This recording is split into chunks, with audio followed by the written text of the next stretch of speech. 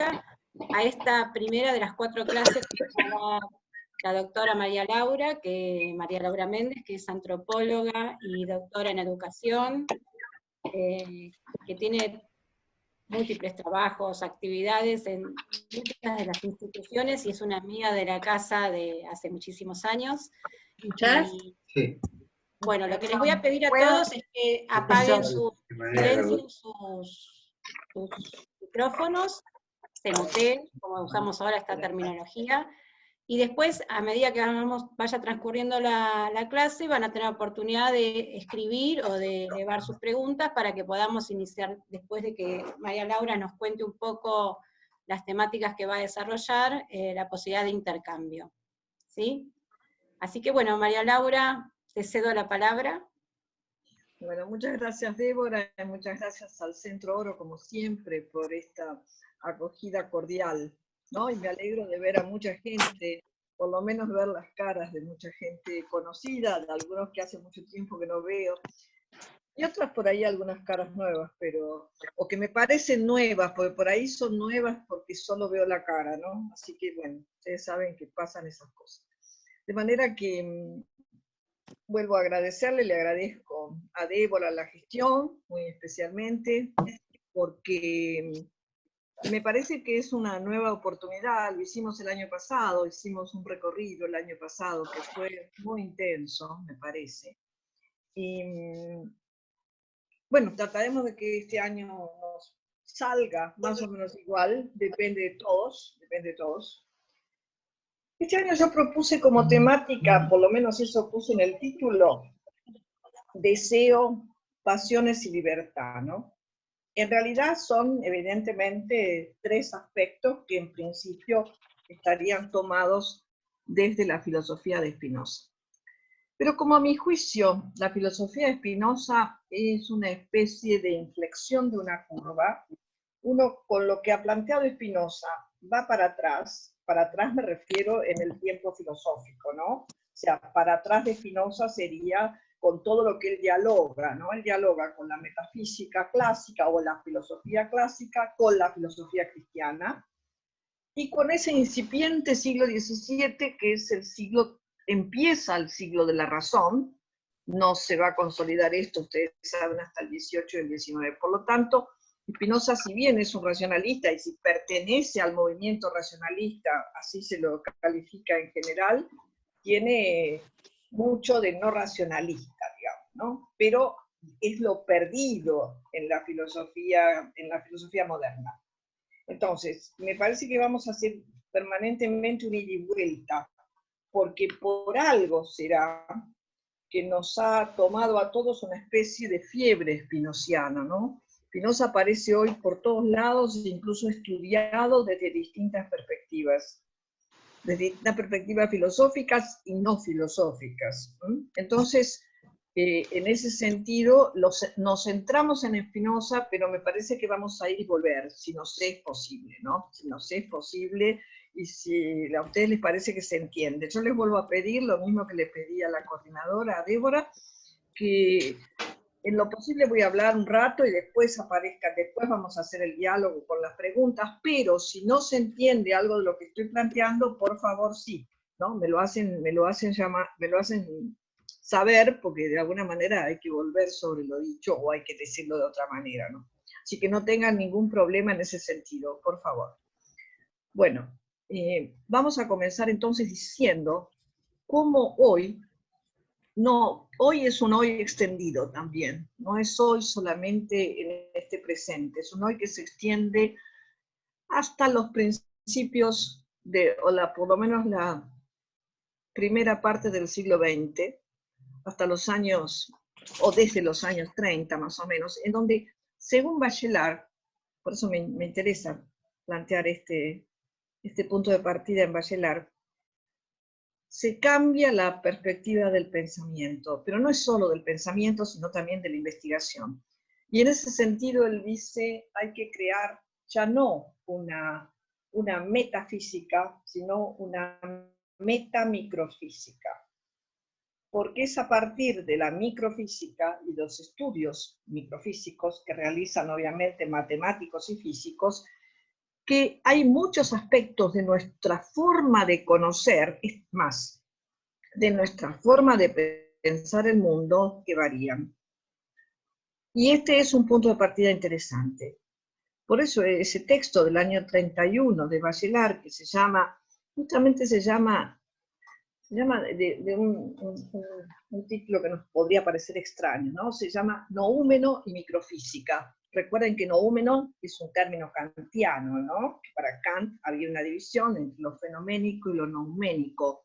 Lo fenoménico es aquello, por supuesto, que pertenece a los fenómenos, y lo nouménico es aquello que se puede pensar, pero no se puede demostrar, ¿no? Bueno, justamente ese es el punto de quiebre con la física contemporánea, porque nada en la física contemporánea, a partir de la mecánica cuántica, nada se puede totalmente demostrar, por lo menos de las formas como pensábamos en relación al conocimiento. O sea, hay una verdadera transformación nociológica a partir de la física cuántica, y esto atraviesa todas las disciplinas.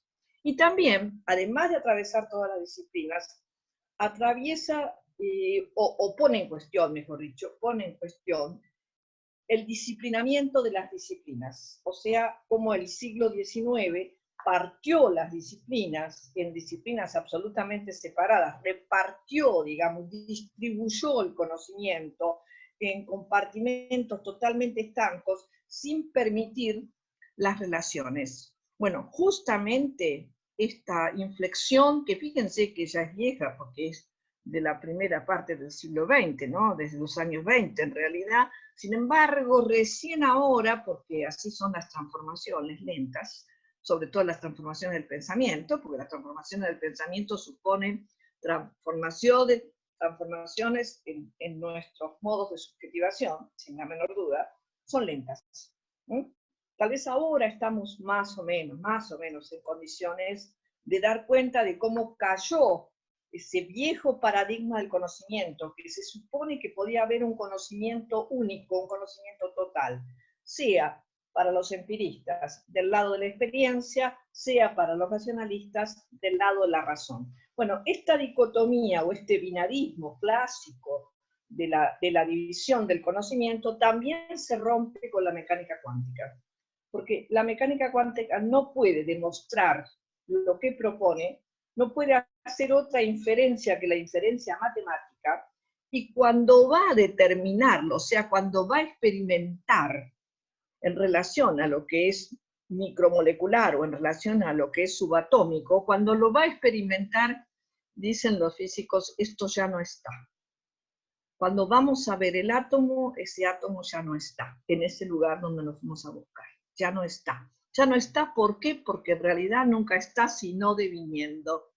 Y ahí me parece que es muy interesante lo que dice Bachelard, ¿no? Bachelard dice que el hecho de pensar otra física, ¿no? Otra microfísica en realidad, de pensar esta idea de que no puedo ver el fenómeno donde lo voy a buscar porque ya no está, puede hacer una especie de, no sé si la palabra estará bien, pero se me ocurre en este momento, una especie de conciliación entre las dos perspectivas clásicas de la filosofía, ¿no? El ser y el devenir. En realidad, podríamos decir que el átomo es deviniendo. Y en ese sentido, como todo lo existente, somos deviniendo.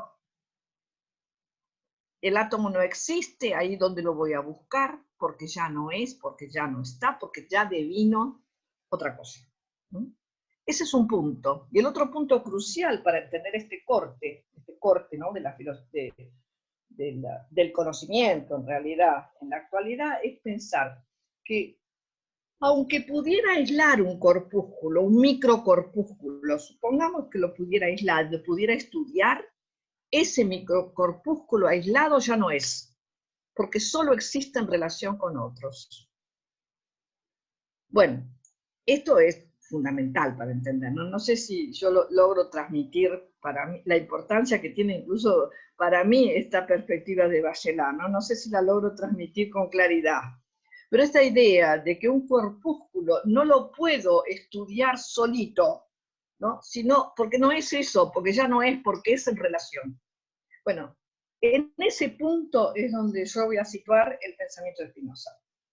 Porque Spinoza, en el siglo XVII, alrededor de 1650, para poner una fecha exacta, no se puede determinar tan precisamente, pero es alrededor de esa fecha, o sea, mitad del siglo XVII, va a establecer, va a decir casi atrevidamente, que no somos sustancias, ¿no?, que somos relaciones.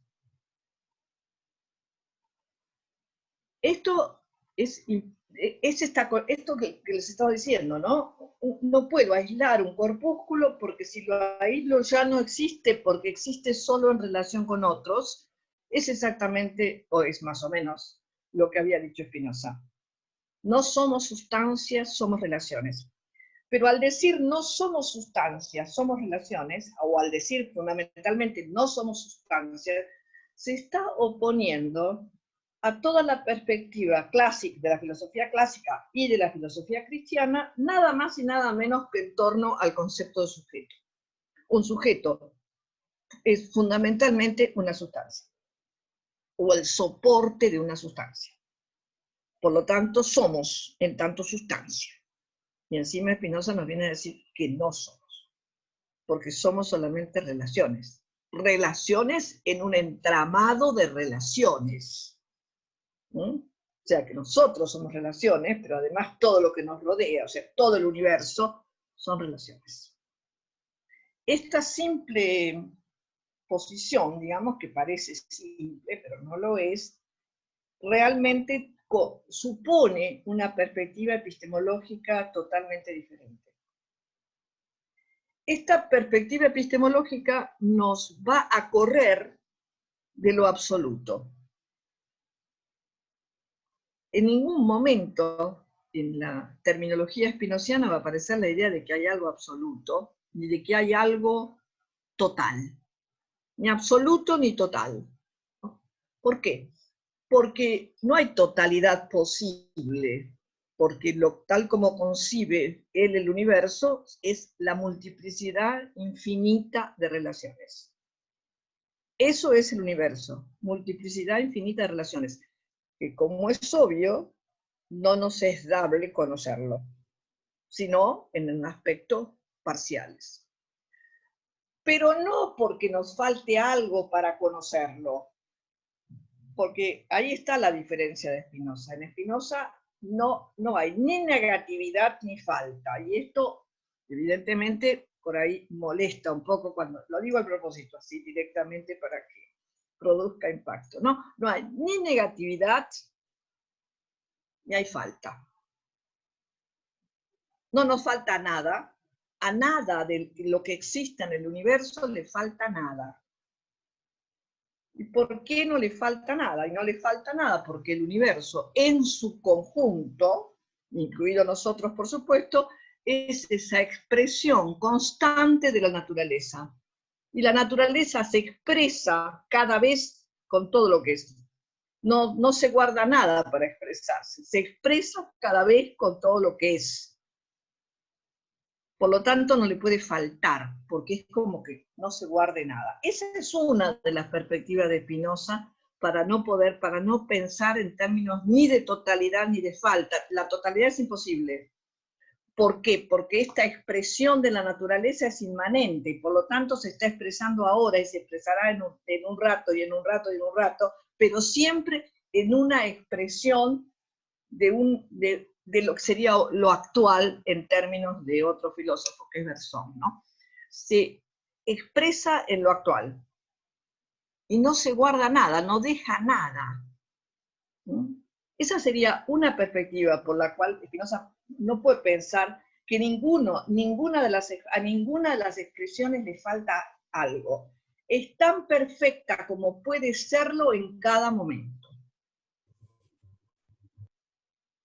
Lo cual no quiere decir que parezca más perfecta en otro, por supuesto, pero no son comparables, no es más o menos perfecta, es todo lo perfecto que puede serlo. Y otra perspectiva por la cual Spinoza no piensa nunca la falta, no piensa que falte o que falle algo, es su concepción de que no existe el pecado. Bueno, imagínense que esto es muy escandaloso, ¿no? Decir que Adán no pecó es un escándalo. Es un escándalo poco frecuente, diría yo, en la filosofía, ¿no? Tal vez debe ser uno de los mayores escándalos. Decir Adán no pecó, porque decir Adán no pecó cambia absolutamente, ¿no?, el universo en el que vivimos, porque está centrado en la idea, para Spinoza, imaginaria, de que Adán pecó. Y cuando obviamente le reprochan, le dicen cómo Adán no pecó, ¿qué nos va a decir él? Él simplemente nos va a decir que es un relato, hoy lo diríamos en términos actuales, es un relato que nos cuenta que Adán pecó. Así como hay relatos que cuentan que Adán pecó, podría haber otros relatos que cuenten que Adán no pecó. Bueno, claro, pero estos relatos signaron nada más y nada menos que toda nuestra historia, ¿no? ¿Y por qué dice Spinoza que Adán no pecó? Spinoza dice que Adán no pecó, sino que se equivocó, porque interpretó mal un signo. El signo no era esto, si comes esto va a ser pecado y todo lo demás que conocemos por los textos bíblicos, sino el signo era, si comes este fruto va a descomponer tus relaciones. Adán se equivocó y lo comió, y descompuso sus relaciones. Pero sin consecuencias para Spinoza, es decir, sin consecuencias futuras, ¿no? Consecuencias para Adán, sí, claro, tenía, porque Adán se equivocó, rompió las relaciones, tuvo que irse del paraíso, tuvo que trabajar con dolor, toda esa historia, pero descompuso sus propias relaciones. No es posible pensar para Spinoza que ese error de Adán, esa equivocación de signo, y ahora vamos a ver esto que es fundamental, esa equivocación con el signo es heredada por todos nosotros. Esto en Spinoza es fruto de una imaginación cínica. Es duro esto, ¿no? De una imaginación cínica. ¿Por qué de una imaginación cínica? Porque es fruto de una imaginación que supone que a partir de la imposición de este relato, lo que va a lograr es fundamentalmente sometimiento. Sometimiento a un determinado poder, en este caso, dice el poder de los sacerdotes. Entonces, fíjense porque por esta doble vía no hay falta en Spinoza. No hay falta en Spinoza. Hay una equivocación, como siempre, porque los signos son equívocos. Y acá vamos a ver dos cuestiones importantes. Los signos son equívocos. Spinoza lucha bastante con esta idea del signo equívoco. ¿Cuáles son los signos equívocos? Evidentemente, todos nuestros signos de semiotización. No solo los signos de una semiotización significante, sino yo me animaría a decir de cualquier semiotización. Todo signo es equívoco porque siempre puede dar lugar a una interpretación o a otra.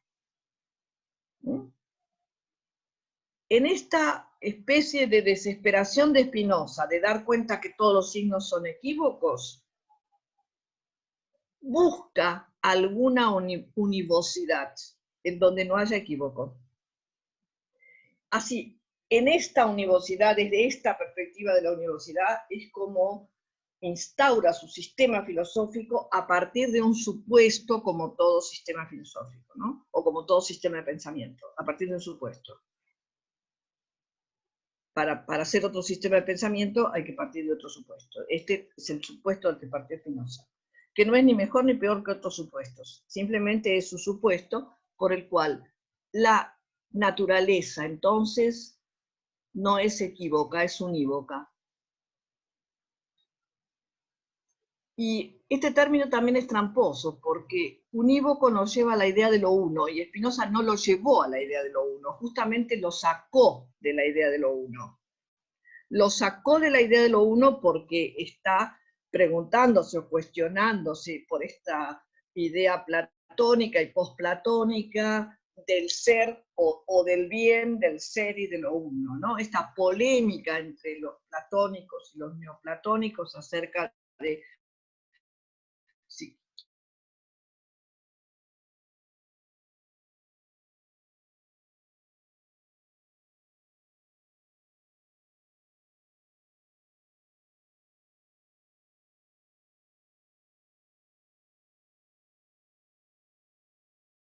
por lo tanto, de toda concepción teológica de un Dios que crea, de un ser que emana, para reemplazarlo por una naturaleza que se expresa. Y acá su corrimiento que hoy es fundamental para pensar, ¿no? Es fundamental para pensar este corrimiento, que debe ser como el más difícil para situarnos, de la trascendencia a la inmanencia. Ese es el paso, ¿no? De la trascendencia del ser, de lo uno, de Dios, a la inmanencia de la naturaleza. En donde entonces, sacando esta trascendencia, evitamos todo tipo de jerarquización. En el pensamiento de Spinoza no hay ningún imperio sobre ningún imperio. No hay imperio.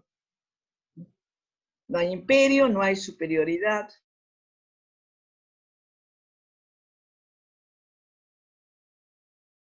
Se expresa a través de algo que Spinoza llama, podría haberlo llamado de otra forma, por supuesto, acá siempre estamos en la trampa de los signos equívocos. Si los signos son equívocos, jamás puedo nombrar algo para que me dé cuenta de lo que es, ¿no? No puedo, el signo es equívoco, entonces lo llamo así, lo podría haber llamado de otro modo.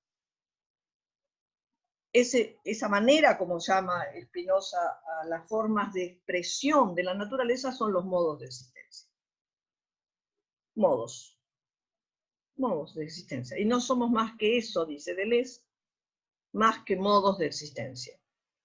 Y estos modos de existencia, para definirlo un poco, casi digamos con rapidez, son conjuntos de relaciones que están en medio de un entramado de relaciones. Y que si quiero sacar algo de esas relaciones y extraerlo de las relaciones, me va a pasar lo que dice la física actual con los corpúsculos. Ya no va a ser lo que es. Solo es en la trama de relaciones. De manera que esta es la otra oposición en relación a Descartes, o sea, en relación ya a la filosofía moderna, ¿no? O sea que vemos, Spinoza tiene una oposición en relación a la filosofía antigua, a la filosofía cristiana, y como quien no quiere la cosa se mete ya con dos autores de la propia filosofía moderna, o sea, ya del racionalismo, ya de su siglo, que son por un lado Hobbes y por el otro lado Descartes. Porque se está oponiendo al método cartesiano. El método cartesiano, recuerdan ustedes, es el método por el cual hay que aislar cada uno de los elementos, estudiar por separado cada uno de los elementos y después reunirlos otra vez para que con todas estas cualidades desplegadas podamos tener un objeto más claro de conocimiento.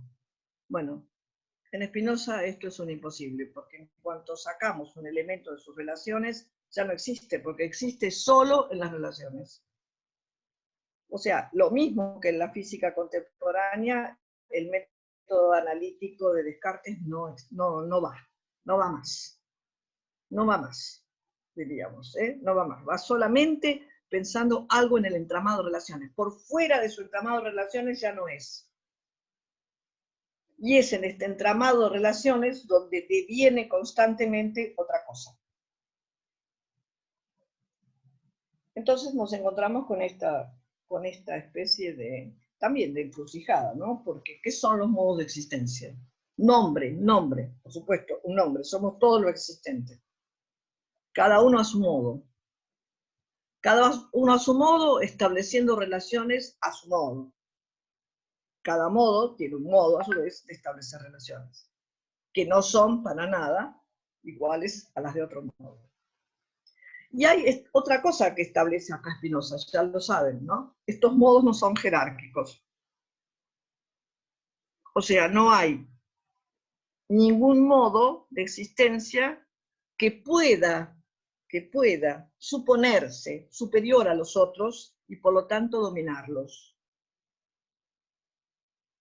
Fíjense que en esta sencilla expresión estamos refutando el mandato judeocristiano.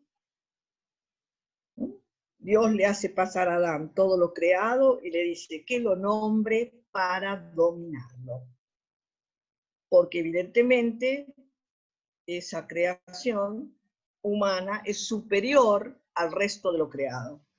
Bueno, Spinoza está rompiendo con esto. Está rompiendo diciéndonos, no hay nada superior o inferior, no hay jerarquía. Hay diferencia, pero esta diferencia no es una diferencia jerárquica. Uno podría decir que en esta posición de Spinoza en relación a la diferencia es el camino que va a tomar toda la filosofía contemporánea para trabajar la diferencia. Una cosa es negar la diferencia, lo cual estaríamos en el reino de la homogeneidad, o a veces de una supuesta homogeneidad. Y por otro lado es pensar la diferencia por fuera de la jerarquía. Diferencia como interrelaciones, justamente, porque para que haya relaciones en esta multiplicidad tiene que haber diferencias, si no, no podía haber relaciones. ¿Qué se va a relacionar con qué si todo es idéntico a sí mismo? Estaría encerrado a sí mismo y con la imposibilidad justamente de establecer relaciones, porque para establecer relaciones tiene que haber diferencias. ¿Está claro más o menos hasta acá? Entonces está clara esta idea de que no hay imperio sobre otro imperio, no hay imperio sobre un imperio, no. Todos los modos tienen la misma jerarquía y todos los modos se interrelacionan en este universo que hoy diríamos de gran complejidad. Spinoza no usa el término complejidad, lo usamos ahora en el pensamiento contemporáneo, justamente cuando nos hemos apartado de los reduccionismos de la modernidad, ¿no? Cuando nos apartamos de los reduccionismos de la modernidad, podemos hablar de complejidad, o empezar a hablar de complejidad y de multiplicidad. En el pensamiento de Spinoza esto es previo, ¿no? Uno siempre tiene que pensar, bueno, pero Spinoza no vivió ni los siglos XVIII ni XIX, ni la mitad del XX. Hubiera podido volver otra vez en la mitad del XX para acá.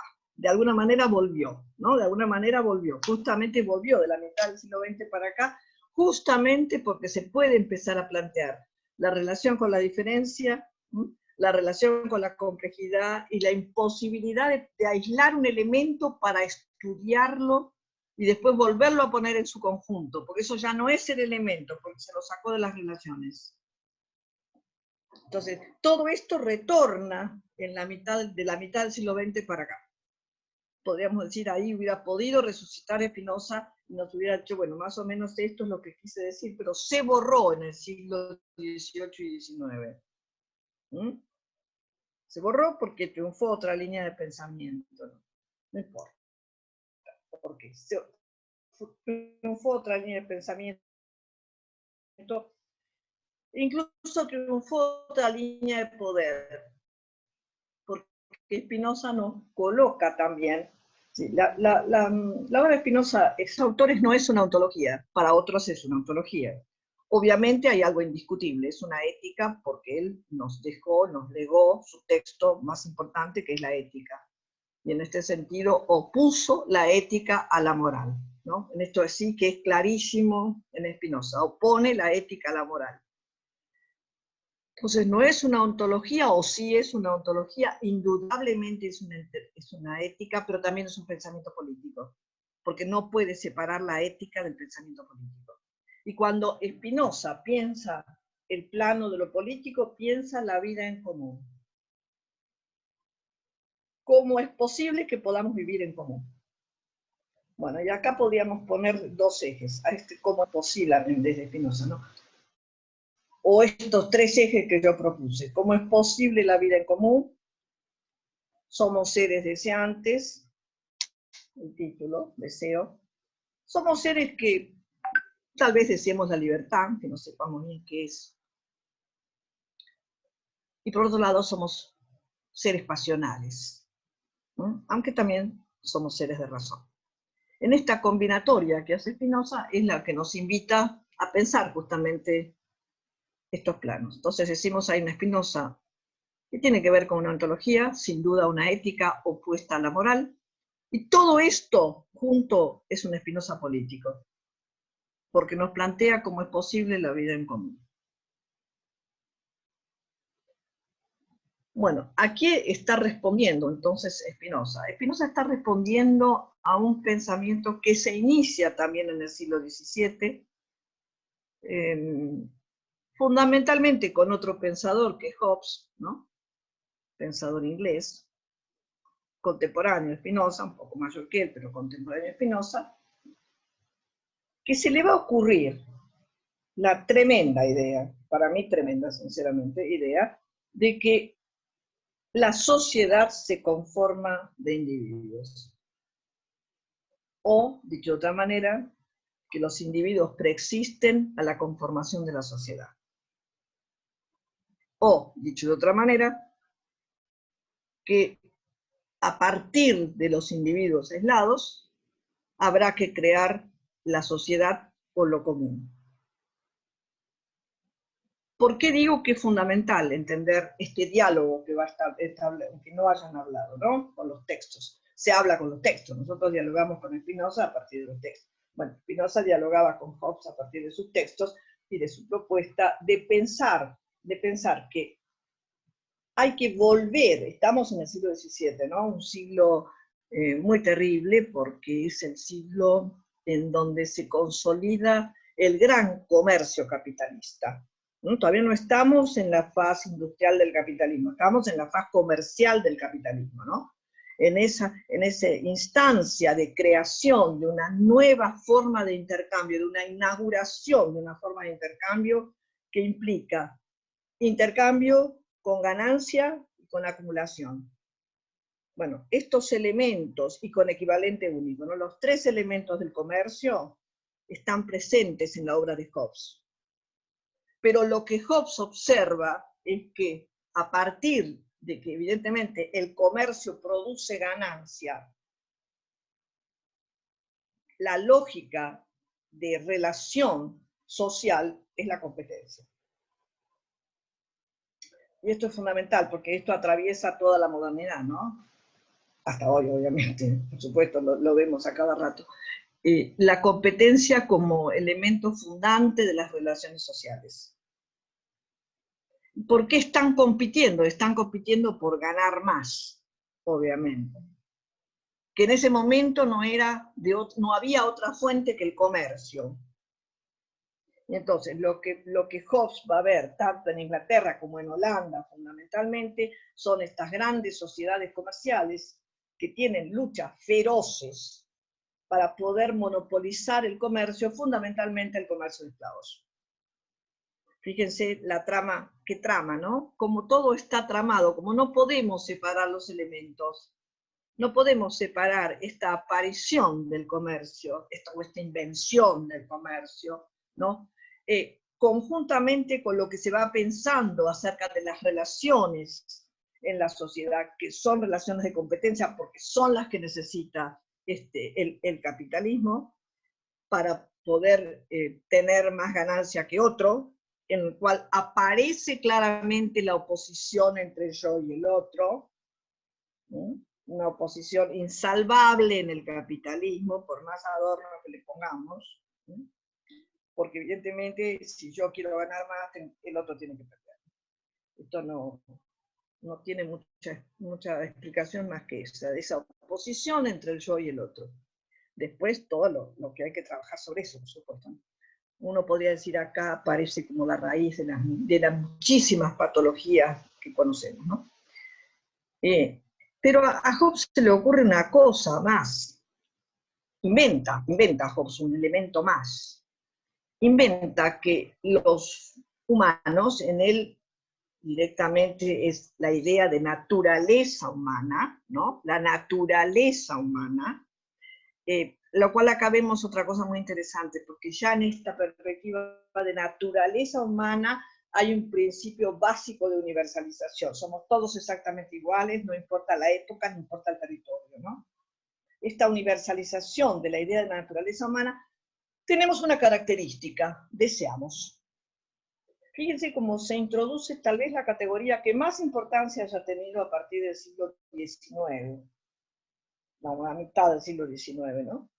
Fundamentalmente en el 20 hasta ahora. Somos seres deseantes, dice Hobbes, lo inventa Hobbes. Esta idea de que deseamos es un invento hobbesiano.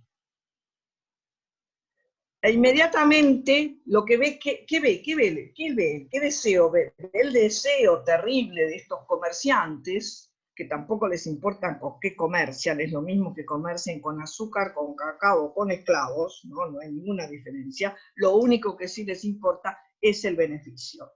Bueno, pero evidentemente si todos quieren todo, lo que puede haber es guerra total. Bueno, hasta ahora no hemos dejado de ver algo muy distinto a lo que plantea Hobbes, ¿no? Justamente, todos quieren todo y ahí está la guerra todos los días. Bueno, terrible. Muy bien. ¿Qué hay que hacer entonces para Spinoza? Para Hobbes. Para Hobbes, evidentemente, si todos queremos todo y todos deseamos todo, lo que tenemos que hacer es reprimir el deseo. Y el deseo solo se puede reprimir mediante la fuerza de un Estado que controle el deseo, pero la única manera de controlarlo es reprimiéndolo, es decir, anulándolo. Y dejar todo ese deseo en manos del Estado, que recuerden ustedes, no casualmente le pone el nombre del demonio, uno de los nombres bíblicos del demonio, a este Estado, se llama Leviatán, ¿no? Lo cual ya uno debería sospechar que es un nombre terrible que se llame Leviatán. ¿Cómo domina entonces este demonio que es el Estado, llamado Leviatán? Por medio del miedo.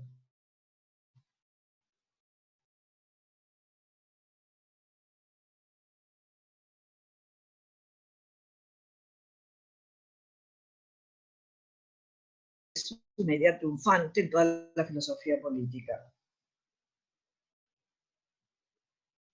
Podríamos decir haciendo un salto con todas las diferencias, porque evidentemente, pero a mí ya que vamos a hacer este camino de ir para un lado y para el otro, Hobbes llega hasta nuestros días evidentemente, y llega con una concepción de la política absolutamente actual, que es la idea de amigo-enemigo, ¿no? Y esta idea es imposible para hacer política, para construir política. Es imposible. Sin embargo, para algunos autores de la filosofía política, es la base de la política. Bueno, si uno piensa desde Spinoza, tendríamos que pensar, a ver, ¿qué otra base de la política podemos proponer? Porque esta amigo-enemigo lleva a la destrucción total. Muy bien, pero me desvié a propósito para entender que Hobbes es contemporáneo, sin duda, sigue siendo contemporáneo, pero Spinoza también, por suerte. ¿Sí? Entonces, por un lado, Hobbes va a decir, no hay otra posibilidad que haya un Estado fuerte. Un Estado fuerte más que fuerte, ¿no? Porque es un demonio que reprima mediante el miedo. Pero por otro lado, habrá que establecer entre la sociedad formas de contrato. Fíjense cómo el modelo sigue siendo el modelo comercial, el de las sociedades comerciales. Las sociedades comerciales hacen contratos. Yo pongo esto, vos pones el otro, después nos repartimos de tal manera, de tal otra. Eso es un contrato. Por supuesto, un contrato totalmente voluntario, ¿no? Y ahí va a surgir la idea del contrato social, que va a ayornarse un poco con Rousseau, ¿no? Ya en el siglo XVIII, por supuesto. Pero la idea del contrato social supone individuos aislados que forman una sociedad. Yo insisto mucho en esto porque para mí esto es fundamental para entender incluso los conflictos contemporáneos. Bueno, en ese diálogo de Spinoza con Hobbes, también va a tomar la categoría de deseo y la va a revertir en relación a la perspectiva de Hobbes. El deseo, dice Spinoza, en la ética, la parte 3 de la ética, nos dice, el deseo es lo propio de nuestra condición de existencia. Casi uno diría, coincide con Hobbes, efectivamente, para Hobbes también. Pero para Spinoza, sí, la pregunta sería, ¿qué hacemos con ese deseo? ¿Qué hacemos con ese deseo? Como Spinoza no parte de la idea de que somos individuos aislados y formamos una sociedad, sino de que existimos en tanto haya existencia colectiva, y acá sí, voy a señalar de nuevo una diferencia total. Primero hay espacios colectivos, se los llame como se los llame, porque siempre el lenguaje nos va a hacer caer en la trampa. Pensamos en una comunidad ideal, pensamos en un estado ideal, siempre pensamos en un elemento ideal, porque nos engaña el lenguaje. No estamos hablando de ninguna idealización, estamos hablando de colectivos, se llamen grupos, se llamen comunidades, se llamen linajes, etnias, se llamen naciones, se llamen como se llamen.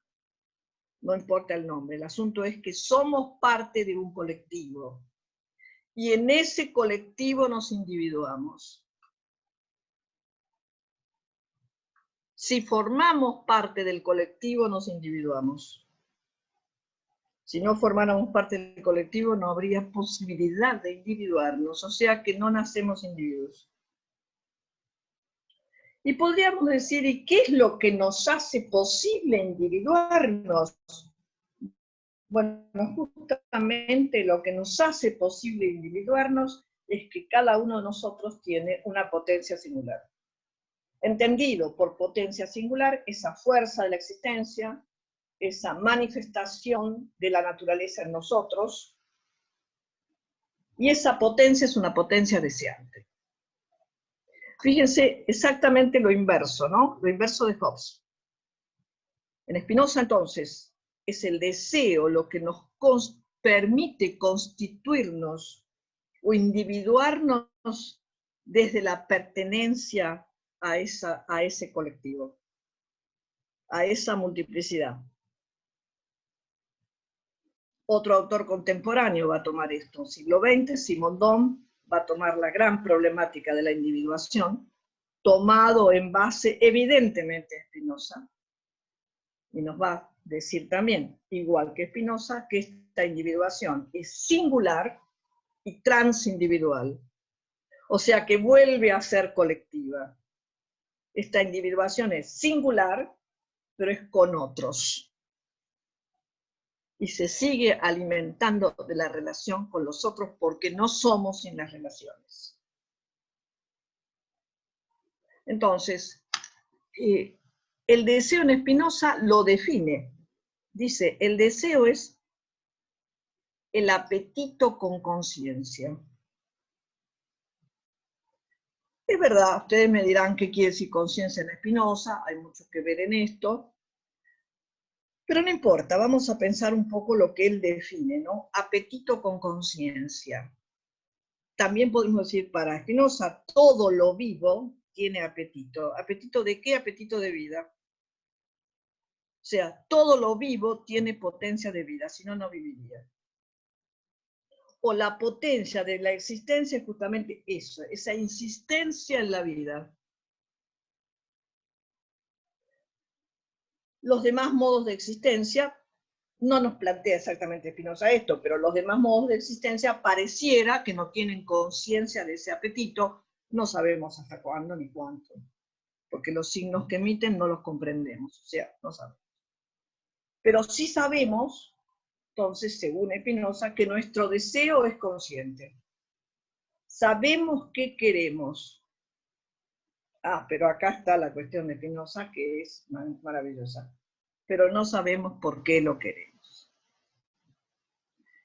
ese no saber por qué lo queremos, en Spinoza también crea este campo nuevo, en realidad nuevo, que es un campo del inconsciente. No, ya sé, no es el inconsciente de Freud, por supuesto, Freud inventa otro inconsciente. En base, dice él mismo, a esta idea de Spinoza, de que nosotros sabemos qué queremos, pero no sabemos por qué lo queremos. Podríamos decir que este no saber por qué lo queremos crea todos los conflictos en torno a esto que deseamos, tanto individual como colectivamente, ¿no? Porque sabemos qué queremos, pero no sabemos por qué lo queremos. Este deseo atraviesa todos los planos de la existencia. Es un deseo que tiene que ver con el pensamiento, con la creación, fundamentalmente. Bueno, y antes deberíamos decir, en principio tiene que ver con la vida. Porque lo primero que deseamos para Spinoza es la vida, es seguir vivos. Es una poderosísima pulsión de vida.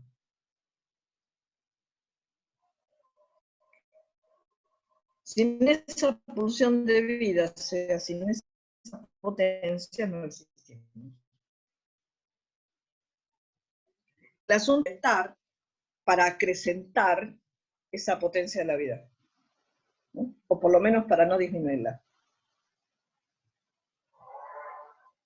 Bueno, fíjense entonces, como no existe para Spinoza la condición de existencia llamada humana, o como se llame, tampoco importa, sin el deseo. En Spinoza está claro, ¿no? No se desea porque le falte algo. A cada modo de existencia no le falta nada, porque es la expresión de la naturaleza. Por lo tanto, no se puede pensar en términos de falta. Así como tampoco se puede pensar en términos de totalidad cerrada, ¿no?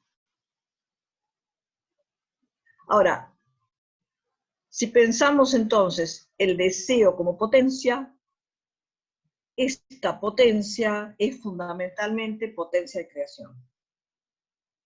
Primero de creación de la vida misma, ¿no? Sería cómo vamos creando nuestra propia vida, cómo vamos inventando constantemente nuestra propia vida en relación con los otros, por supuesto, ¿no?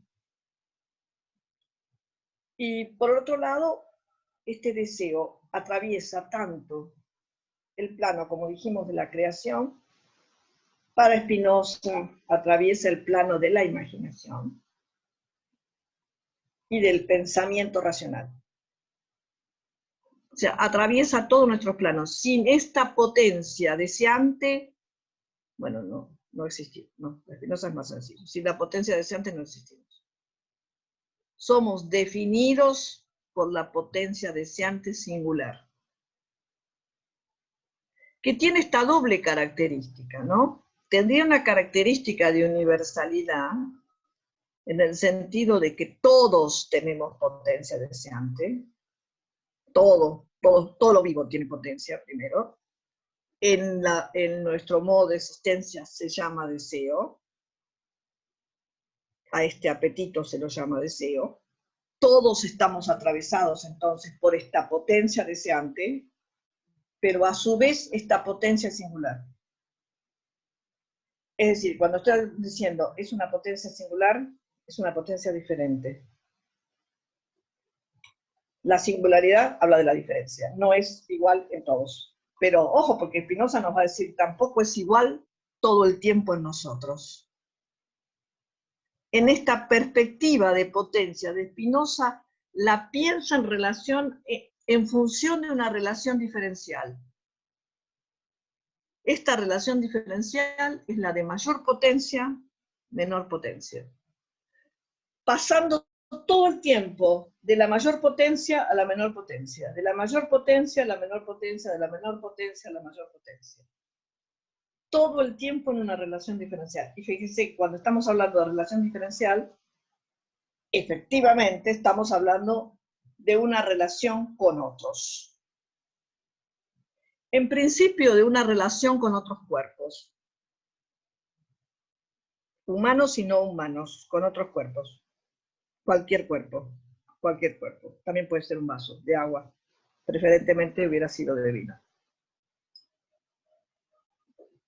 En esto ya hay ahí una potencia, se expresa una potencia, quiero algo. Que, insisto, necesariamente singular, pero no puedo establecer esa, no puedo ejercer esa potencia si no es con otros cuerpos.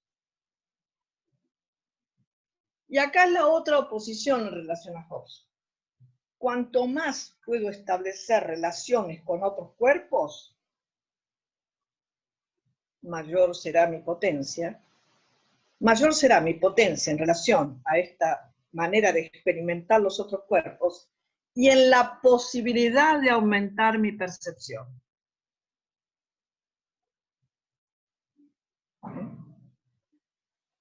¿Por qué? Porque nuestro modo de existencia tiene dos aspectos que en Spinoza se llaman atributos, ¿no? Primero, todo lo existente tiene estos atributos. Por un lado, ¿y por qué digo esto? A ver, vamos a ver si lo entendemos en relación a lo que comenzamos la clase, ¿no? Todos tenemos el atributo que es la extensión. Tenemos volumen, cuerpo, extensión. Es un atributo, no lo vemos, no podemos cuestionarlo. Es un atributo de la materia, digamos, ¿no? De un aspecto de la materia, que es la extensión. Pero a su vez tenemos el otro atributo, que es para la filosofía clásica y la filosofía cristiana, llamada alma, para otras perspectivas, incluido Spinoza, llamada mente, que podríamos decir es el plano incorporal de la extensión. O sea, es el plano de la intensidad. Traducido a los términos actuales, ¿no? Es el plano de la onda, para pensarlo en relación a la luz, ¿no? El corpúsculo sería lo extenso, la onda es la intensidad. Todo lo existente está compuesto por estos dos planos, hoy traducidos en materia-energía. No tenía estos términos Spinoza. Se le ocurre por eso inventar esta idea de una única sustancia que se expresa en sus modos. Y este doble aspecto del modo de existencia, la extensión y la intensidad. Traduzcámoslo hoy a la física contemporánea, doble manifestación de la naturaleza, o de ese Dios llamado naturaleza, es, por un lado, esto que es extenso, corpúsculo, y por el otro lado, la intensidad, o sea, la onda. En esta doble perspectiva de la materia, materia-energía, no hay materia sin energía. ¿No? Materia-energía, es una misma palabra casi, ¿no? Casi ya sin guión. Va y viene, la materia y la energía van y vienen, se interrelacionan permanentemente. Son eso. Bueno, entonces, el deseo atraviesa estos planos, atraviesa los cuerpos y atraviesa esto que es incorporal. Es intangible, no lo vemos, pero sin embargo lo sentimos. O sea que justamente, ¿no? Justamente lo que les decía es, no hay entonces dos planos distintos, hay dos atributos, pero que no se pueden separar, que van juntos, el cuerpo y el alma, o el cuerpo y la mente, y el deseo los atraviesa los cuerpos, y perdonen un segundo porque pedí que no me llamaran, pero no me llamaron. Esperen un segundo. Hola.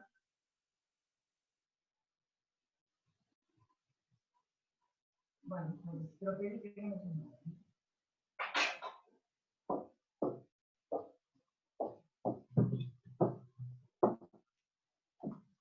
Bueno, disculpe. Ya está. Bueno, decíamos, el deseo entonces está manifestado en los cuerpos, se manifiesta en los cuerpos y se manifiesta en este otro plano de lo incorporal. Atraviesa ambos planos, casi de manera, podríamos decir, inseparable. Somos entonces, efectivamente, seres deseantes. Para Spinoza, ¿qué es lo que deseamos en primera instancia? Deseamos la vida. Deseamos la vida. Lo primero que deseamos es la vida. Claro que esto es muy abstracto, dicho así, efectivamente lo es. Pero para Spinoza es un valor fundamental. Es el único valor. Es el único valor que él no lo coloca en el lugar de la moral, ¿no? Es el único lugar que lo saca de la idea de la moral. Deseamos la vida. Después veremos qué vida, pero en principio deseamos la vida. Después iremos eligiendo los caminos de la vida, por supuesto, ¿no? En esta característica de la condición de existencia, que es el poder hacer permanentemente elucidación, diría hoy Castoriadis, bueno, habría dicho Castoriadis, ¿no? Este principio de elucidación, que es principio de discriminación propio de todo lo vivo, que es principio de selección, ¿no? Principio de elección, y también principio de decisión, como diría Derrida, ¿no? Con toda la complejidad que esto significa. Pero todo esto porque somos seres deseantes.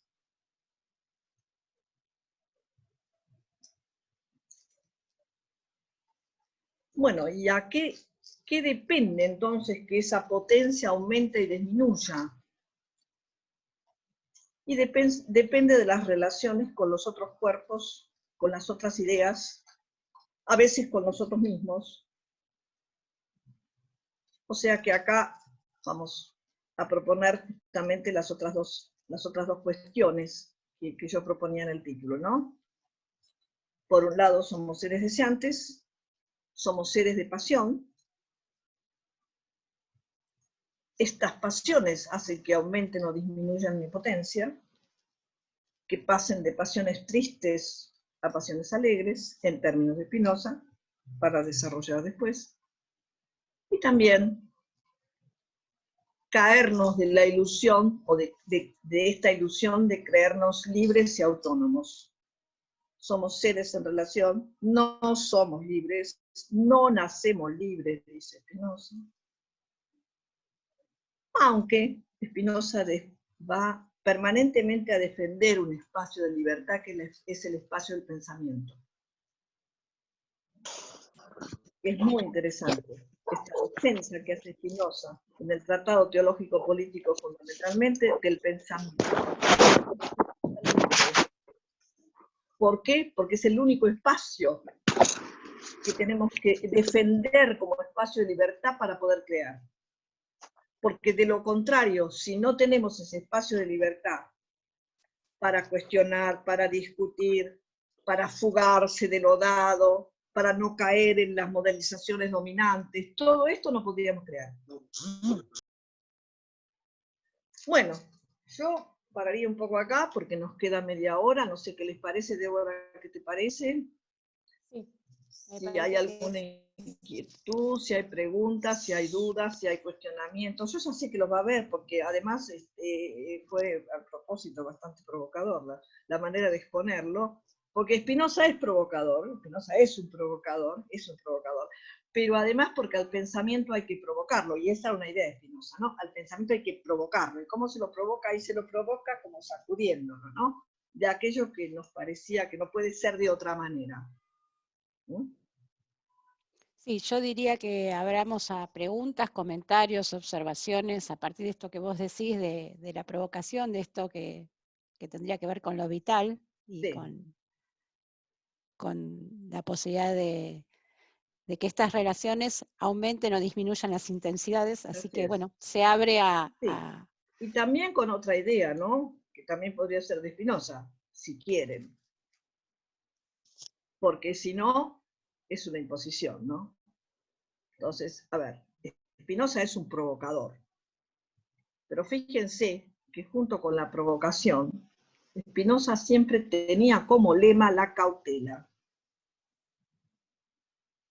Y esto es muy importante, porque cuando uno hace una exposición generalizada, no puede tener demasiado en cuenta la cautela, y eso no está del todo bien, digamos, ¿no? No está del todo bien porque, bueno, puede provocar heridas, ¿no?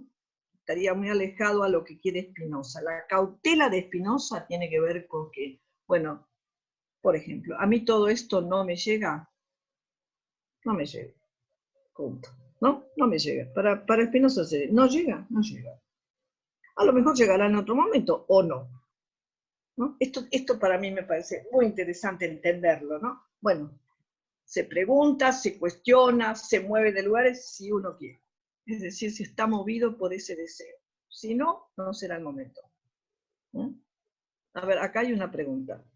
A ver. Me parece. A ver, te preguntas si sos vos. ¿La pregunta está escrita o me dan la palabra? Podés hacerla, Rosa, si querés. Yo te pregunto, María Laura, que ¿es esa cautela la que llevó a Spinoza, en medio de tanta multiplicidad y en medio de tanta apertura, a formular lo unívoco? O sea, No. ¿de dónde sale esta formulación del unívoco? Porque a mí me quedó como descolgada de todo el proceso de pensamiento, ¿no? Perfecto. Muy bien, Rosa. A mí me parece que fundamentalmente tiene que ver con que lo unívoco para Spinoza no es lo uno. No tiene nada que ver con lo uno. Lo unívoco es en relación, en oposición sería a la equivocidad. Todos los signos que nosotros producimos son equívocos. Pero la naturaleza, esto que llama naturaleza, Dios o como lo llame, esto que se expresa permanentemente, no puede tener signos equívocos. ¿Por qué? Porque se expresa con lo que se expresa. Es esto, no es otra cosa. No se guarda nada cuando se expresa. Se expresa en la total multiplicidad. En la total multiplicidad. En este instante se está expresando en el universo entero que no conocemos. Infinitos universos, no solamente infinitos universos que no conocemos. O sea que Entonces, la univocidad alude a la totalidad de la expresión. a la no equivocidad de la expresión, ¿no? A la no equivocidad de la expresión. A eso alude, nada más. No alude a lo uno, no es uno. A ver, no es uno. Spinoza también dice la naturaleza es una, porque si no habría otras naturalezas. Claro. Es una, pero es esta, es infinita. Es una e infinita. ¿Mm? Un infinito inabarcable para la finitud de nuestro pensamiento. Tal vez porque somos seres finitos, producimos todos los modos de existencia, signos equívocos. La naturaleza es infinita, produce signos unívocos. Es decir, que cuando se expresa en una hojita de tal manera, se quiere expresar en esa hojita de tal manera, no de otra. Cuando se expresa de cada uno de nosotros de tal manera, no se quiere expresar de otra manera. Es esta la expresión, porque es en este momento, porque al momento siguiente es otra la expresión, ¿no? Esta expresión es en movimiento permanente. ¿No? No sé si queda un poco más claro. Es el concepto más complejo, me parece, de Spinoza. Justamente ¿por qué? Porque inmediatamente, como lo llamó univocidad, remite a lo uno, por la vieja tradición filosófica del pensamiento de lo uno. De Dios, Dios trascendente. Dios, ¿no? exacto. Dios o el ser o lo uno en el pensamiento clásico. Sí. Y toda la lógica de lo uno que de ahí deriva, ¿no? La lógica de lo mismo, la lógica de la identidad, la lógica de la semejanza, la lógica de la analogía, en oposición a la lógica de la diferencia. ¿Mm? Muy bien, a ver, hay una pregunta larga. Hay otras preguntas, María Bueno. Laura. ¿El pensamiento no está condicionado? ¿Por qué lo pensás como un espacio en donde, o desde donde somos libres? No, a ver, no, muy bien, muy buena pregunta. Está absolutamente condicionado.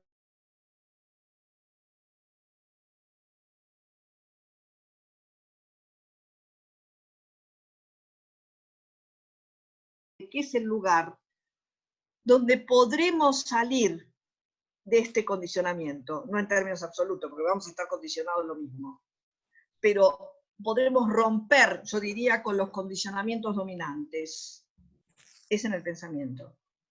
A eso se refiere a la libertad de pensamiento de Spinoza. No porque no estemos condicionados. Estamos condicionados a pensar de acuerdo al territorio y la época, hoy más que nada a la época, ¿no? En tanto, casi hay un pensamiento globalizado, casi, ¿no? Porque hay muchos espacios de pensamiento que siguen siendo territoriales. Entonces, el único lugar donde puedo escapar, fugar, y donde me puedo permitir esa libertad es en el pensamiento, pero estoy saliendo de ese espacio de dominación, lo cual no quiere decir que no esté condicionado. Siempre va a estar condicionado. A ver, no sé si está clara, no sé quién preguntó, vamos a preguntarle si está más o menos, o si tiene algún Sí, otro... yo lo pregunté, María Laura, sí, me quedó claro. ¿Sí? Era Bueno, no sé, Sandra Zafir, no sé quién que dijo. te preguntó. Sandra, perfecto, porque me pierdo en las ventanitas. Está bien. Hay otra pregunta que sigue que está bastante relacionada con lo que hablabas, que Bueno, pusieron, pareciera que la historia de la sociedad viene siendo mayormente hobbesiana y además prevalentemente jerarquizada de superioridad de imperios y de dominación de unos colectivos sobre otros. Pareciera que la historia de la sociedad fue tendiendo mayormente a la concentración e imposición de poder de unos colectivos sobre otros. tal cual. Porque perdió Spinoza, para decirlo en términos de quién gana y quién pierde. Ganó Hobbes. Ganó Hobbes, hasta ahora ganó Hobbes. El tema es cómo hacemos para introducir alguna línea de fuga en ese pensamiento hobbesiano. Es indudablemente así. Pero es interesante desentrañar en esto que muy bien dice la compañera, es lo que se vio, lo que se ve, ni siquiera lo que se vio es lo que se ve permanentemente, como ¿para qué nos sirve el pensamiento de Spinoza? ¿Podremos llegar a salir de esa lógica dominante? No sé, hacemos un intento, así como lo hizo Spinoza, ¿no?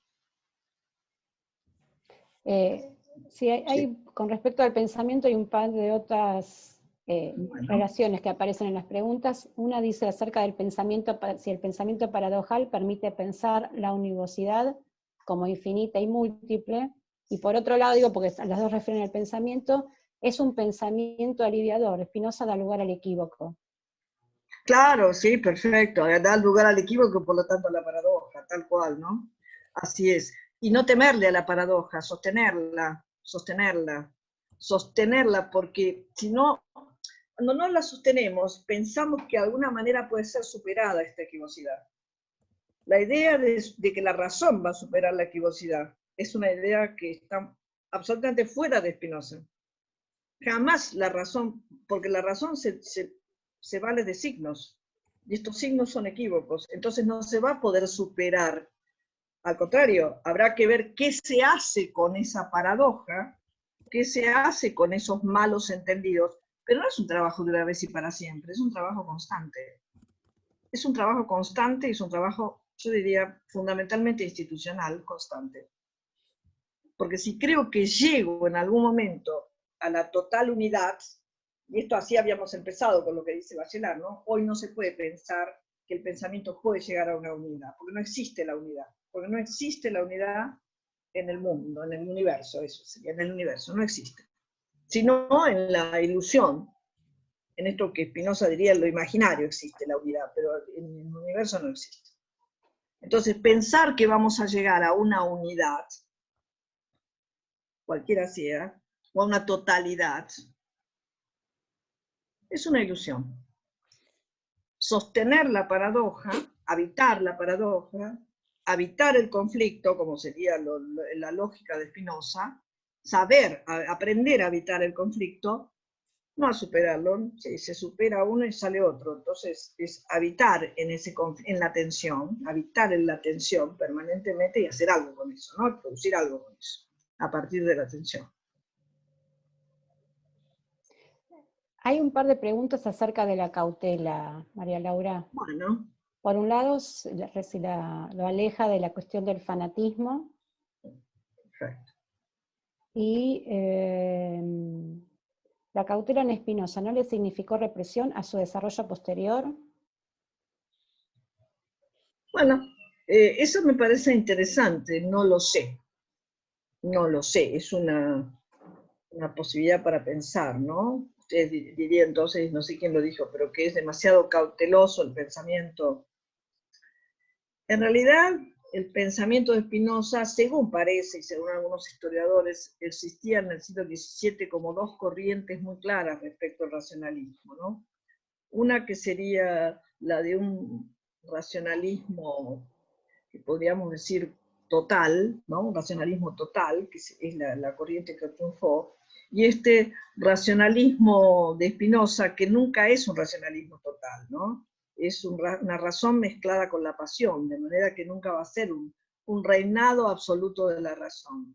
Me parece que contra estas ideas, justamente, no sé si contra, pero por lo menos en relación a esta idea, ese racionalismo, el triunfante, el racionalismo del siglo XVIII y XIX, nos puede llevar a la idea de que fue demasiado cauteloso, puede ser, pero sin embargo, muchas proposiciones de Spinoza no son muy cautelosas, ¿no? No son muy cautelosas. Cuando dice esto así tajantemente, Adán no pecó, no me parece que sea muy cauteloso. Aún hoy decir Adán no pecó es casi escandaloso. Entonces, no sé si fue cauteloso o si después se lo aplacó, ¿no? El Spinoza leído por Hegel es una Spinoza acomodada a la perspectiva hegeliana, acomodado totalmente a la perspectiva hegeliana. Esto es muy importante. Bueno, esto es lo que pasa con la producción, ¿no? Son interpretaciones. No digamos que lo interpretó mal, lo interpretó a la manera de Hegel. Bueno, esto es lo que pasó con él o con cualquier otro pensador, que siempre, como decía Nietzsche, ¿no? va a estar sometido a la interpretación. Todo lo que se dice está sometido a la interpretación, no puede ser de otra manera. Entonces, hubo interpretaciones demasiado cautelosas, sí, pero no sé si se le debe a la cautela de él, no sé, no me animaría a afirmarlo, puede ser. También puede ser que hoy lo diríamos de otra manera, puede ser, efectivamente, pero pasaron estos dos siglos que fueron terribles, el 18 y el 19, y por otro lado el despertar del 20, el 21. Bueno. No sé la otra pregunta. Hay un montón, sí, igual hay un montonazo de preguntas, María Laura. Bueno. Por un lado, hay una que quizás se relaciona un poco con esto de la expresión que vos venías haciendo. Alguien te vuelve a preguntar acerca de cuando la hojita se expresa, ¿no? Como sí misma. Dice, cuando menciona la hojita que quiere expresarse como lo hace, da la impresión de una expresión de voluntad. Spinoza no lo llama voluntad, lo llama apetito. Claro, ¿Apetito de qué? De vida. La hojita tiene apetito de vida. Diría, no es voluntad. La voluntad a mí me parece muy interesante porque fíjense que el término voluntad es un término que nos persiguió mucho, ¿no? La voluntad parece solamente ese acto de total voluntad. No lo descartemos, existe algo de eso. Pero cuando él piensa el conatus como la fuerza de la existencia, diríamos, la hojita se expresa porque quiere vivir, porque tiene su conatus destinado a la vida. Entonces, en la hojita hay apetito de vida, como en todo lo vivo. Me parece, ¿no? Para pensar esto, no sé. Para pensar. Sostengan la pregunta esta de la voluntad porque me parece interesante. Incluso cómo lo va a traducir el propio Nietzsche, ¿no? Como voluntad. Bien. Hay varias preguntas acerca de la posibilidad de la libertad de pensar y el futuro. El futuro pensado en relación a la tecnología, pensado en relación a la autodestrucción del modo humano, o sea, todas estas cuestiones de seguir deseando seguir vivos, o el apetito vital, digamos, y lo que sucede a la vez, ¿no? Bueno, a ver, fíjense que en ese sentido sí podemos pensar cómo define Spinoza esta producción de la naturaleza. La define como producción y destrucción. En la naturaleza permanentemente hay producción y destrucción. Esto parece como hay destrucción en sí, porque este proceso de la vida es un proceso de producción y destrucción. Cuando nosotros comemos un alimento, estamos destruyendo la composición de ese alimento, pero nos estamos produciendo un alimento para nosotros. Sin embargo, las relaciones del alimento las destruimos. En la naturaleza las relaciones son de destrucción-construcción, y la naturaleza no tiene, dice esto sí, clarísimo en Spinoza, no tiene una finalidad. No es ni buena, ni mala, ni quiere nuestro bien, no tiene causa final. La naturaleza es, en términos de Aristóteles, y él lo define así, causa eficiente, o sea, es lo que hace permanentemente, lo hace permanentemente. No tiene finalidad.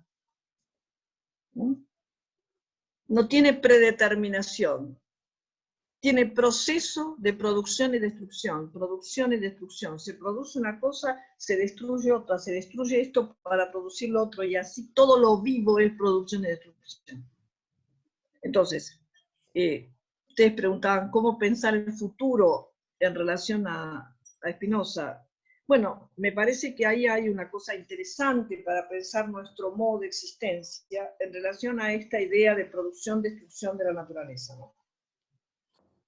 Cómo entramos nosotros como modo de existencia en esta destrucción-producción, producción-destrucción.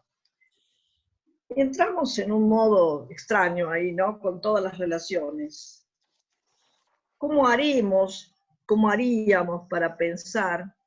No vamos a destronar la destrucción, porque es propio de la naturaleza, destruir y producir y destruir. Ahora, ¿cómo no colaboramos nosotros con una destrucción, como diríamos, en una escala mayor de destrucción, ¿no? Una cosa es la producción-destrucción de la naturaleza, que está dentro de este juego, de la expresión de la naturaleza, y qué hacemos nosotros, qué hemos hecho y qué hacemos con esta idea de que si somos, y acá tiene que ver con, ya no con Spinoza, sino como todo fundamentalmente la perspectiva de la expansión europea hasta ahora, o sea, de la dominación capitalista, nos ha hecho creer que tenemos que dominar el mundo, y que por lo tanto, para dominar el mundo, algunas cosas las tendremos que destruir para poder dominar a algunos y destruir a otros. Esta es la lógica que ha imperado en nuestro modo de existencia. No necesariamente esto es universal. No necesariamente es universal, ¿no? Si la antropología aporta algo, es ver que hay otras formas de existencia que no son las del capitalismo moderno y todo lo demás, llamado civilización, sino que han intentado intervenir en este proceso de producción, destrucción de la naturaleza, no aumentando la destrucción. Diría solamente eso, de intervenir, porque todas las especies, por otro lado, intervienen en la naturaleza, y eso es la naturaleza misma. La intervención de las especies es la naturaleza misma, o sea, de los modos de existencia. Intervenimos. Ahora, ¿cómo intervenimos para no agregar destrucción, más allá de la destrucción que necesitamos para la existencia? Tendremos que destruir tal vez algunos animales para comer, o algo cultivar la tierra y destruir de alguna manera algo de ese medio ecológico, porque necesitamos para alimentarnos, sí, pero no aumentar esta destrucción. Sí, cómo hacerlo en comunión con las otras expresiones de la naturaleza. Acá estaría la cuestión. No hay futuro, efectivamente, esto ya es fuera de Spinoza, pero diría eso, me parece. No hay futuro por haber puesto este acento en la sobreabundancia de destrucción, creyéndonos el centro del universo, y creyéndonos quienes podemos dominar el resto de las especies, sea la que fuere, el resto de los modos de existencia. Yo diría que el futuro depende de eso. ¿Sabremos hacer este equilibrio? No sé si se entiende, ¿no? Es un poco confuso tal vez, pero es confuso, sí. ¿No? No. Claro. A ver, ¿cómo no agregar más destrucción?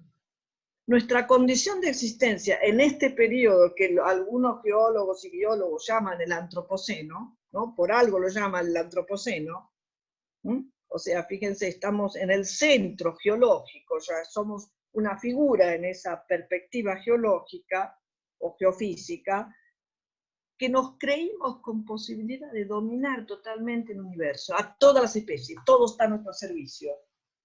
Por lo tanto, destruimos, claro, pero cuando destruimos las condiciones de existencia, nos destruimos nosotros porque somos parte de la naturaleza. O sea, que toda esta gran confusión también viene de una perspectiva muy propia de las llamadas ciencias humanas, y muy especialmente la antropología, que es la división naturaleza-cultura. Si nos creemos que por pertenecer a la cultura no estamos en la naturaleza, que estamos arriba de la naturaleza, por encima de la naturaleza, la destruimos. Pero si destruimos la naturaleza, nos destruimos nosotros. Y esto sí que hoy no hay otra salida más que entender esto, ¿no? Como diría Donna Haraway, ampliar el parentesco, ¿no? Somos parientes de todo lo vivo, y tal vez de lo no vivo también. Somos parientes en ese sentido. No somos ninguna figura excepcional, ni creados con un alma a imagen y semejanza de Dios, y por lo tanto habernos creído el atributo de la dominación. Eso es lo único que se me ocurre, más o menos. María Laura, Bueno. se me ocurre una pregunta. ¿Quién me habla? Porque no la veo. Estela. Estela Ursi. Estela Ursi. Bueno, sí. Se me ocurre pensar, entonces, entre la destrucción y la construcción, ¿estaría el pensamiento y la creación? Sí. Sí. Pero también el pensamiento puede ser de destrucción, ¿no? Pero no tenemos otra herramienta que el pensamiento y la creación. Sí. Te digo así abiertamente. Me parece bien pensar esto, porque sería como el pensamiento afirmativo, ¿no? El pensamiento afirmativo. Si somos seres potentes, porque ojo, ¿no? Ojo, cuando decimos, no estamos diciendo, a ver, lo contrario, somos seres potentes, muy potentes, efectivamente, tan potentes que hasta hemos destruido parte de nuestro planeta, también si no somos potentes. Ahora, esto también es efecto de nuestra propia potencia, que tenemos potencia de destrucción. ¿Cómo hacemos para cambiar el signo de esto? Pensarnos como seres potentes de producción y pensar a nuestro pensamiento como potente. Y esto es muy importante. ¿Por qué es muy importante? Es una posición ético-política. Porque si me pienso que no puedo hacer nada y que no se puede hacer nada, no se puede hacer nada. Esta es la paradoja. Si pensamos que no podemos hacer nada, no podemos hacer nada. Si pensamos que podemos hacer, ni mucho menos no todo, ni ninguna posición de omnipotencia, cada uno en el lugar en donde está, algo puede hacer y algo podemos hacer, estamos en otra posición, que sería la posición de la potencia de Spinoza. ¿No? Entonces sí, yo creo que sí, es el pensamiento y la creación, efectivamente. Así como fue el pensamiento y la creación la que destruyó el planeta también, ¿no? Y a lo mejor con las mismas herramientas, porque no se trata entonces de ponernos en contra de la tecnología. Si no fuera por la tecnología no estaríamos acá. Sino de cómo hacemos esto, o usamos las herramientas para la creación. Desde que esto que llamamos humano está en la Tierra, las herramientas sirvieron. Sacando la idea de Deleuze, ¿no? Desterritorializar un tronco de una planta.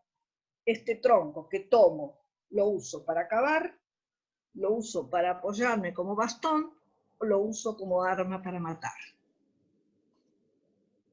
Y es el mismo elemento, no es distinto, es el mismo elemento. El asunto es qué le pongo en el medio, ¿no? ¿Qué pienso, qué creo, qué produzco con esta herramienta? María Laura, Sí. Soy Susana Atus. Susana. Pregunto, ¿la sobreabundancia de la destrucción tendría que ver con la dominación, con la jerarquía? Digamos, como que hay destrucciones que construyen y otras que dominan, y las que dominan no son destrucciones absolutas. Claro. Digo, porque me parece que ahí empiezo a encontrar como alguna, cuando vos dijiste lo de Donna Haraway de ampliar el parentesco con la naturaleza, pensaba eso, ¿no?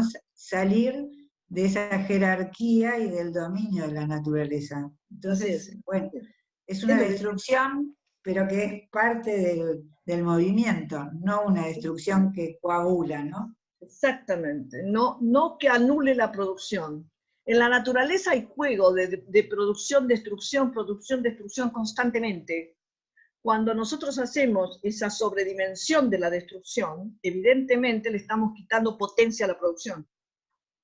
Entonces, me parece que esto es para mí una posición ético-política, ¿no? Cómo apunto permanentemente a esa producción, cómo apunto a esta potencia deseante que me lleve a una producción común, no teniendo jamás una receta universal, ¿no? Jamás.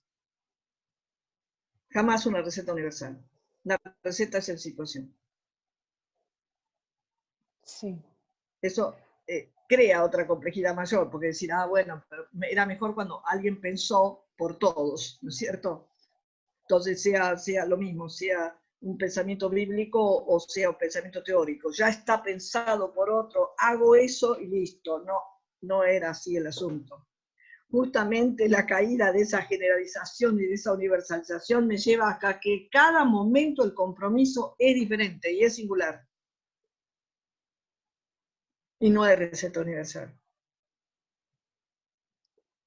Bueno, voy a hacer una propuesta porque estamos sobre la hora ya de finalizar la clase.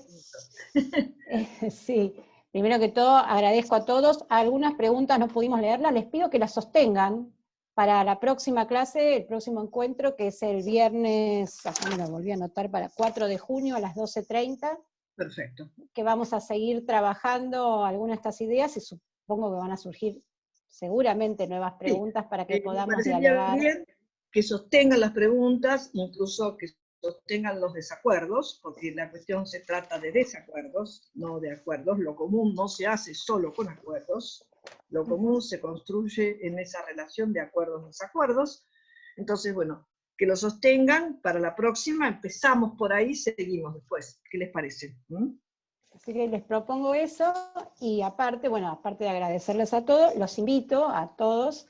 El viernes que viene tenemos un encuentro de conversaciones online con el doctor Pablo Farneda, que también nos va a hacer trabajar bastante y pensar un montón, y se titula de dislocaciones y composiciones. Así que bueno, están todos, todas, todos los invitados. Acordamos con los temas, dislocaciones y producción. Perfecto. Por eso, seguimos dislocándonos también desde otras perspectivas. Así que bueno, muchísimas gracias a todos y nos vemos el viernes que viene y en junio. Gracias. Muchas gracias, María Laura. Gracias, María Laura. Gracias a todos.